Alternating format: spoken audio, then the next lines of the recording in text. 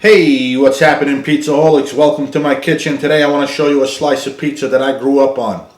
I grew up eating this stuff from a place called Kingdom Cafe. It's a pizzeria that's been around for a while. I think it changed ownership since the days I used to go, but they maintain the style pizza that made this place quite popular in the neighborhood.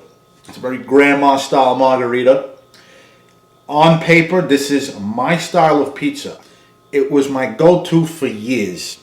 I mean, we're talking a decade or more.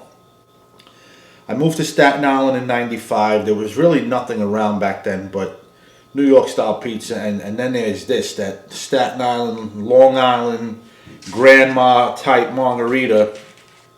Tons of sauce ladled on, a ton of grated cheese. This pizza was like a phenom back then because it was like so rustic and so old home style, you know, old world home style. And it was a refreshing deviation from the typical, regular cheese pizzas, the New York style, quintessential New York style. And I'll tell you why. I don't go there anymore because this pizza is not really, I can get better. It's a solid pie. My brother Cali-kid, he rated it really high when I told him, what do you score it? And he ordered this pizza. This is a slice from a pie that he ordered earlier. I went to my mother's. We had a going away party for him. He's going back to California. They ordered a pie.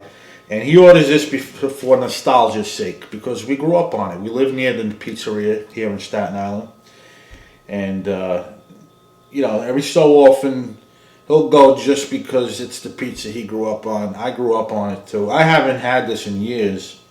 But I'll give you a closer look, guys. There's gobs of sauce.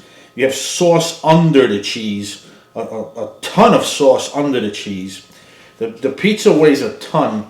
There's grated cheese, of course, the strips of basil, which I prefer over the whole basil leaves. You got a ton of fresh mozzarella. And I think they even put olive oil on this thing. So here I am having the pizza that I grew up on. I always remembered it as floppy because it's really weighed down by the sauce. This thing is cold now. I'm not reviewing it. I took a slice home. He saved me a slice. I took it home. I reheated it quick.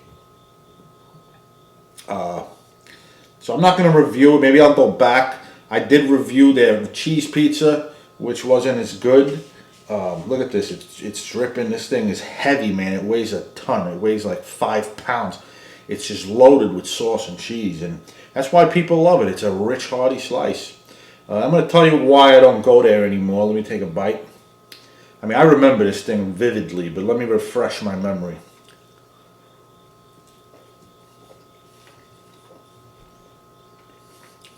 It was never the crunchiest pizza. I remember it did have a lot of crunch towards the back.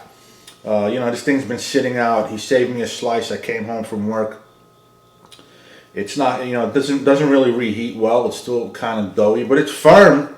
It's not really flopping too much. The tip a little bit before, but anyway, I just wanted to show you guys the pizza I grew up on. Back then, we went to a pizzeria. And that was the only pizzeria we went to. It was the pizzeria that was closest to our house. There was no reason to travel somewhere else.